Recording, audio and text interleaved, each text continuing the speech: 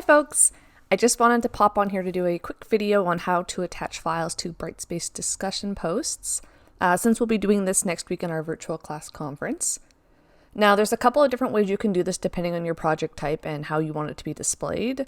But in short, it really can be either done as an attachment or by embedding it, if it's a medium that will work with embedding, of course.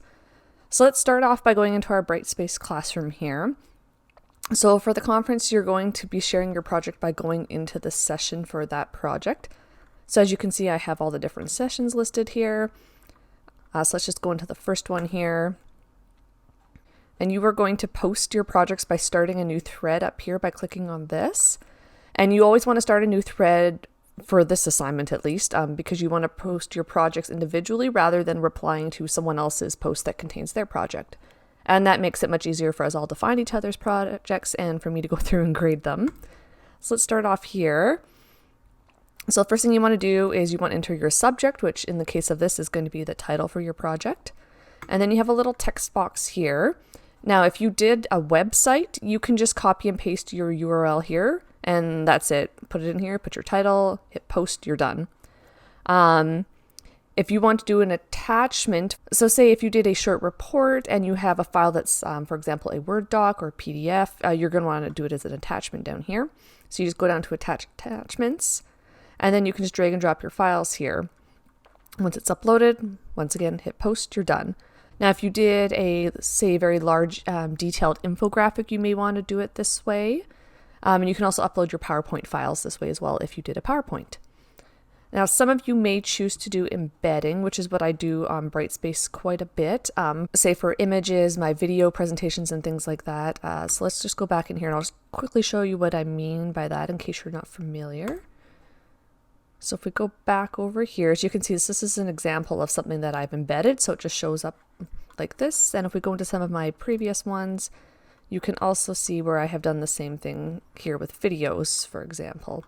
So this way it shows up and it plays right here in Brightspace. So you can do this as well if you like. I do find that that's the easiest way to share videos and things like that on Brightspace because they are quite large files, so they would be very large for anyone to download. So I'll show you how to embed that first. So anything you want to embed, whether it's a video like this or if you want to do a picture, you're going to go to this little button here, which is the Insert Stuff button. I love that label. So you click on this, and it brings up this list of options.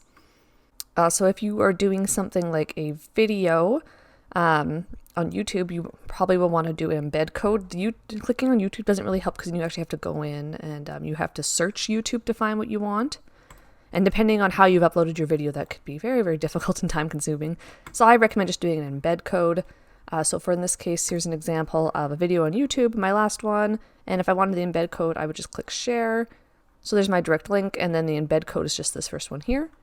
I would copy and paste this. Go back up to over here, copy and paste that in, hit next, and then there it is. So when I hit insert, as you can see, it shows up right in here. And if you want to insert an image, you would just go to the little camera icon here, click on that, and then you can find your file either on your computer or if it's something from the web, you can get the URL this way as well. Now, as I said, the easiest way to do a video would likely be to just upload it to YouTube, or if it's Powtoon, you can keep it on Powtoon as well. But this way, no one has to download an absolutely massive file. Now, if you want to control who sees your video, all you have to do is go in here, and you can see here that my videos, most of them are set to public. I have a couple that are unlisted, so you have to have the direct URL to it. Which means that no one can just search for that video, but most of them I have down as public. So if you want to change that, you can either do it just by clicking here. So public means anyone can find it, anyone can view it. Unlisted means you have to have the direct URL. And then private means that only you can see it. So for this project, if you do upload something to YouTube, please don't put it as private because then I can't grade it because I can't see it. So if you want to limit who can see it, just put it to unlisted like this. Make sure you hit save, otherwise it won't update. And also if you have an accompanying reflection, for example, that is more private and you don't want someone other than me reading it, you can just email it to me or submit it through the submission portal for this assignment. All right, that's all for now, folks. Let me know if you have any questions, and as always, I will see you all online.